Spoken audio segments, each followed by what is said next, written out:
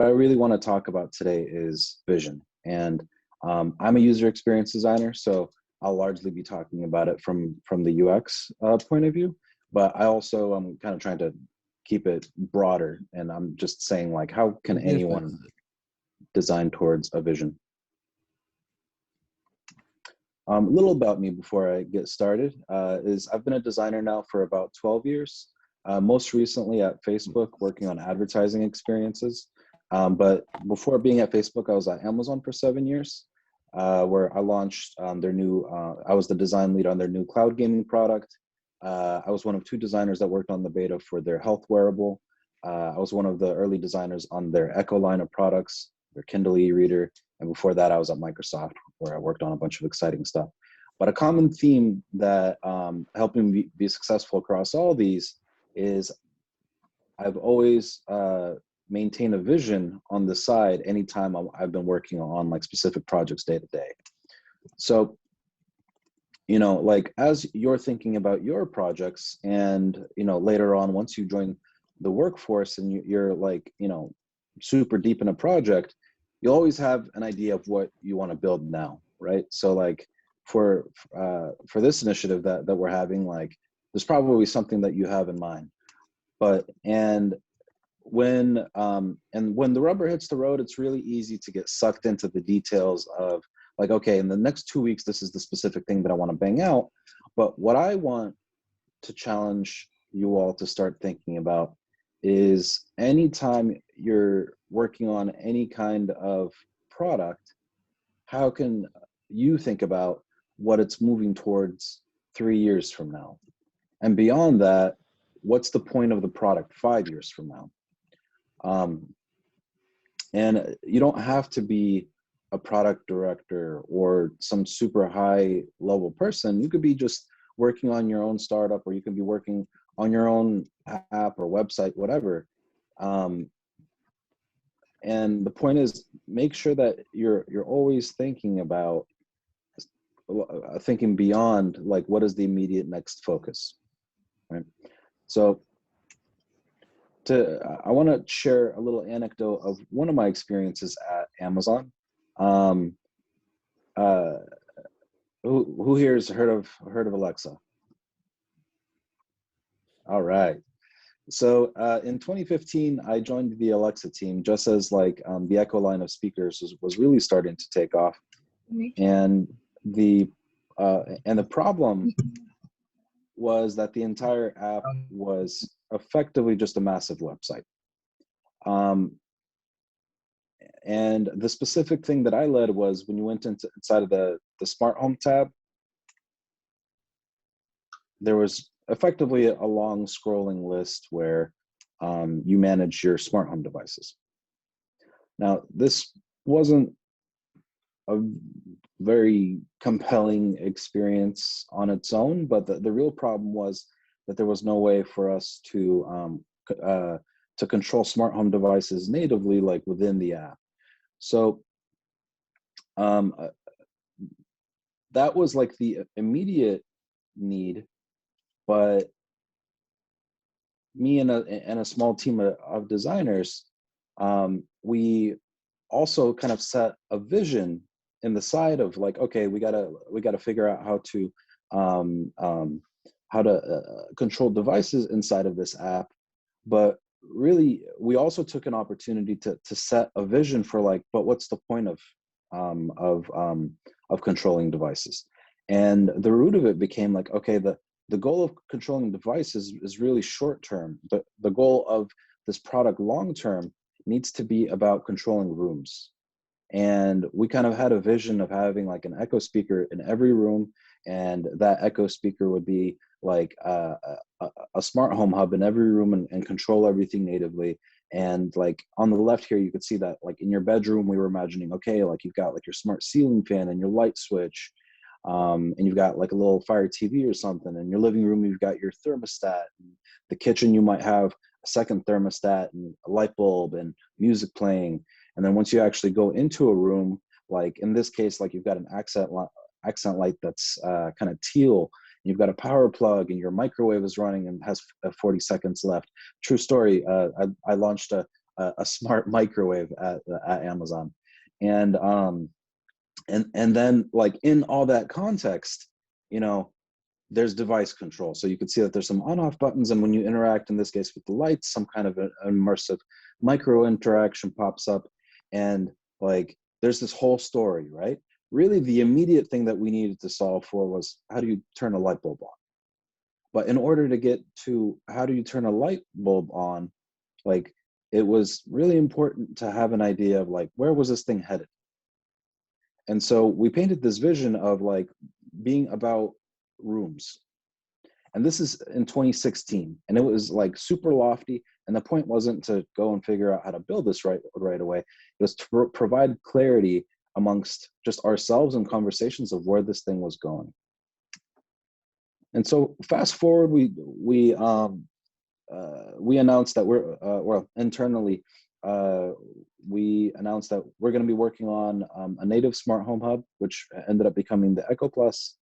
And you know, what started with just like wireframes eventually aligned with our executives on this, and this was the final solution we came up with.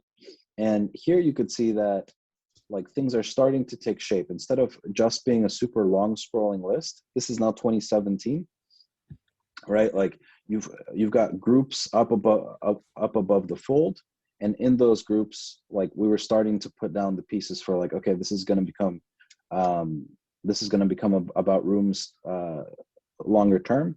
And you can see that our control surface was really simple because we were already planning for those micro interactions to be happening at a room level longer term.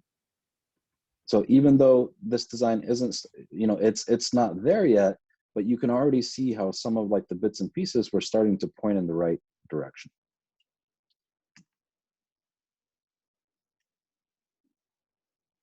And so here you could see how it ended up coming together longer term.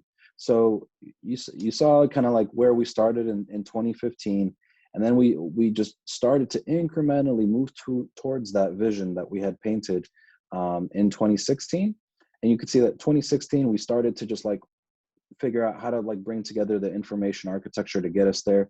2017, we started to, we executed on how we were going to bring control into the app and how do we start to do micro interactions. And then in 2018, you could see that the vision actually came together. Like with all the work that we had done in 2017, we were able to then execute on what was initially our vision in 2016. And now you could see that groups is on the forefront of everything. And you're in the rooms, and it's more or less the same information architecture, isn't it? So like from a brand point of view, oh shit, I don't know why I did that. Sorry, one second. I got to reshare my screen because for some reason it just popped on me. No worries, thank you. Yeah. Can you guys see my screen? Yep. Okay, cool. So as you can see here, like the branding and the colors and stuff like that ended up changing just because like the brand for the entire product evolved over the years. But if you note that, you know, at the end of the day, it's just rows with featured micro interactions of devices inside of rooms, isn't it? And at the top of the experience, you've got some deep links into things that go beyond rooms. So same as the vision that we had originally charted in 2016.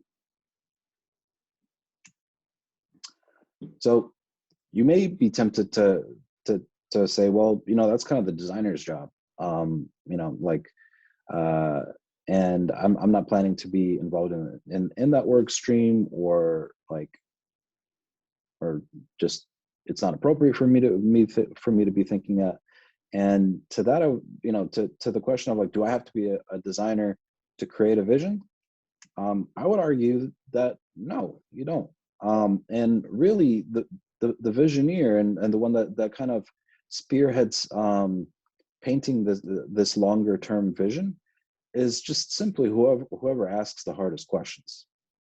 So, whether you're in your groups and you're trying to pull together a product, or you're in the workforce, and you've got your project ahead of you, and you know what you and your colleagues are working through. um, it's extremely important that either yourself or maybe one of your colleagues steps up and asks the hard questions. So, why are we building this in the first place? What is this all pointing towards? Like, what is happening like, what transformation is happening in our industry that we can earmark this towards? Like, 5 years from now, will this still be relevant? So then the next question becomes like, okay, uh, sold. Like, I'm down to do this whole vision thing. So how do I do it? Well, the starting point is really to turn it into we. So for whomever your partners are going to be on this journey, make sure that from the very beginning that you are treating this as an opportunity to bring everyone together. All you're really doing is just asking the hard questions, right? Like, you might create artifacts to try to inspire people or share your point of view, or you might build a prototype to put some ideas on a wall. But really, the goal isn't for you to come out on top and flex and be like, yeah, I did all this. The goal is to start the conversation so that you and your team and whoever else is involved, potentially even your customers, if you're that far along, you can start talking about where this whole thing is headed, and you can provide some clarity as a group. Like, you can align on it. So generate just a couple bullet points here on how to get started with that. So and when you are creating a plan, just as I mentioned, make sure to include others in the process. Like, cast as broad of a net as you can, because the point isn't, again, to actually come up with the exact pixels that'll end up shipping. The Alexa example was a little bit of an ideal, and it's kind of rare that, like, something that you do in a vision exercise ends up manifesting so close to what the original vision was. But like, the point was more at a the point is to have that level of alignment at a higher level. So the pixels might change, right? But the mission shouldn't. So, like, align early, and furthermore, share ownership of that. Like, make sure that everyone feels just as invested in, like, where this thing is headed long term as you do. Next is, make sure that you're considering the pain points in a current journey that aren't getting talked about. So, like, how can you broaden a conversation so that it doesn't just address, like, what is the specific feature or specific thing that it's easy to get tunnel vision on, like, in the product that you're working on. Like, consider, like, okay, how does this fit into a larger pain point that we're trying to solve? And then, like, what other pieces are there that we're not thinking about? So to use my Alexa example, that the idea of using rooms furthermore opened up the conversation internally for us and got us to take that conversation to our new Echo screen devices at the time. So we started looking at all those as, like, what will these look like when they're smart home hubs? And that vision's been carried forward to this point, and, like, now the screen devices are optimized a lot more for that. Third is, if you're working inside of an organization, like, or when you're going to be working inside of an organization, make sure that you're being cognizant of, like, whether there already is a vision or there already is a long-term roadmap. It's kind of rare to see a roadmap that goes beyond, like, a year, but sometimes organizations do invest into pretty comprehensive vision work streams. Like, so if a team had already done a really comprehensive vision and a bunch of research and stuff like 6 months ago, you really want to be piggybacking off of that as opposed to introducing undue thrash. But if there isn't one, or you're starting your own thing, or like just your team or organization had never done it in the past, like just kick it off. Like start the exercise and don't ask permission to do so. Like in my experience, people wait as long as possible to have these longer term conversations. So there's generally a lot of appetite for you to be able to just lead it from the very beginning. Fourth is, if you are inside of a larger organization, consider what other teams you can loop in. So if you end up at a larger company, like there's always a lot of opportunity to go to other teams that aren't even necessarily close to your team right now. So when I was my first big launch at Amazon was when I launched Amazon India.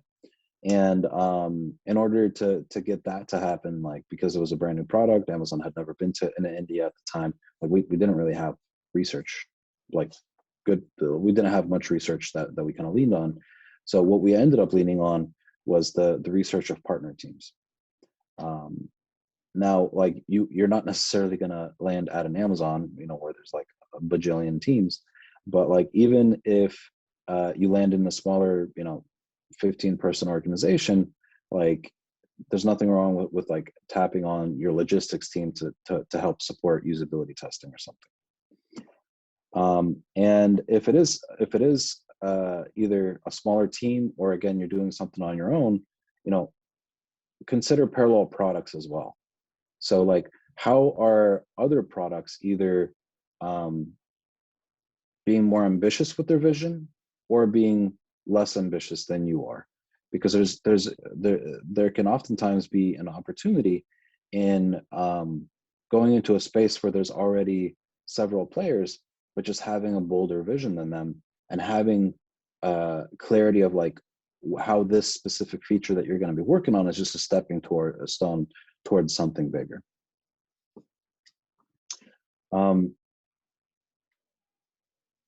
Next is the exploration like is work in its own right, and you are going to have stuff that that is going to be closer to hand that you're working on executionally.